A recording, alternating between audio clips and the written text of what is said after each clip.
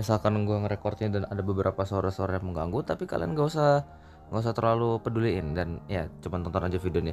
Jadi kalian kalau misalkan ngeklik video ini berarti kalian pengen bikin cerpen, ya tentu saja karena judulnya cara bikin cerpen. Mungkin kalian pengen bikin buat lomba mungkin, atau mungkin kalian pengen buat cerpen ya buat hobi doang, atau mungkin kalian pengen nerbitin buku, ya mungkin kalian udah capek bikin novel dan kalian jadinya pengen bikin kumpulan cerpen. Dan ya nggak apa-apa, aku juga udah mulai pengen berubah-berubah sih jadi kumpulan cerpen. Tapi ya kok ya gue nggak terlalu peduli motivasi kalian apa buat bikin cerpen, pokoknya inilah langkah-langkah yang gue saranin. Yang pertama, jangan mikir. Kalian kalau misalkan pengen bikin cerpen, kalian harus ingat kalau misalkan cerpen itu kepanjangannya adalah cerita pendek.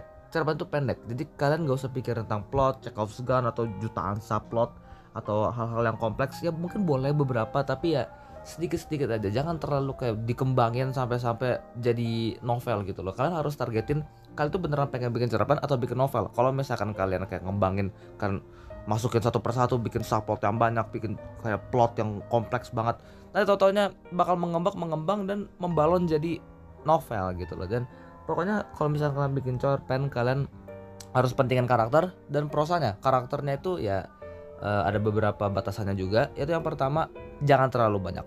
Karakter kalian bisa 1, 2, 3, 4 atau bahkan 5 mungkin. Tapi setelah itu jangan, kalau aku saranin jangan sampai lebih dari 3 sih karakter kalian. Karakter kalian tuh harus sedikit-sedikit aja, karena kalau misalkan terlalu banyak, cerpen kalian bakal makin mengembang. Kalau aku saranin kalian itu minimal itu punya kayak satu karakter yang benar-benar kalian kembangin, yang benar-benar kalian bener-bener nggak bland lah, nggak polos. Ke dia ada kalian tahu sifatnya, kalian tahu masa lalunya, latar belakang dia, daripada kalian cuma naruh karakter-karakter yang kalian sukain gitu loh. Pokoknya kalian mendingin kualitas daripada kuantitas. Dan kalau misalkan kalian bikin karakter yang banyak, lama kelamaan cerpen kalian bakal jadi novel. Percaya, gue udah pernah di situasi itu. Gue pengen bikin cerpen kayak cuma 12 halaman doang, dan tau-tau berubah jadi 50, dan tau-tau berubah jadi 100 halaman. Jadi ya gue saranin tolong batasi karakter kalian. Lalu yang ketiga adalah alur. Ini adalah salah satu yang penting dan mungkin nggak terlalu banyak orang yang denger ya. Jadi kalau aku usahain alur kalian itu harus maju ke depan.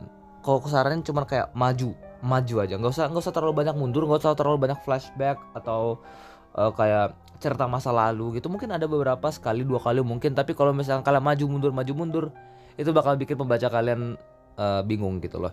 Karena cerpen itu pendek, kalian punya waktu sedikit untuk membuat pembaca itu ngerti akan cerita kalian, untuk membuat pembaca itu mendapatkan sesuatu dari cerita kalian. Jadi ya kalau misalkan kalian menggunakan jalan yang rumit, yaitu ya alur yang maju mundur dan membingungkan ini, dan belok-belok segala macam ke segala arah dengan twist and turn, ya wah, kalian bakal kehabisan ceritanya, dan kalian harus terpaksa bikin cerpennya jadi novel buat bikin semua ceritanya itu bisa memiliki akhir yang memuaskan bagi pembaca kalian gitu loh.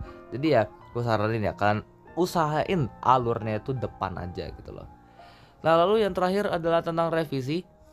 Ini adalah hal yang paling penting juga. Sebenarnya hal paling penting kedua ya, kalau menurut aku hal yang paling penting itu tentang alur, tapi ini juga hal yang kedua yang paling penting, ya dimana cerpen itu adalah cara terbaik untuk kalian melatih revisi. Kalau misalkan kalian capek ngerevisi novel, ya kalian bisa nulis cerpen, habis itu kalian revisi aja terus menerus, karena cerpen ya pendek, jadi ya lebih mudah untuk direvisi daripada sebuah novel gitu kan. Kalau novel kan kalian memang harus kayak 10 draft berkali-kali, dan secara novel ya palingan 300 halaman dan kalian harus tulis ulang, jadi agak capek. Tapi cerpen bakal melatih kalian banyak gitu loh. Dan ya memang bakal draft 1, draft 2, draft 3, draft 10 bahkan mungkin kalian masih bisa, tapi ya sama juga bakal bosannya kayak kalian ngerevisi novel. Tapi ya ini tetap adalah sebuah kewajiban kalau kalian pengen jadi seorang penulis. Pokoknya revisi sebanyak yang kalian bisa, karena ya pendek, jadi ya revisi kalian kalau usahain sampai 20.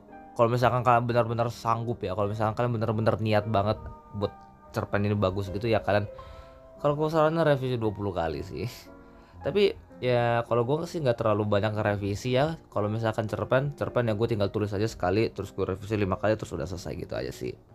Dan itu aja apa yang gue omongin. Makasih yang udah nonton.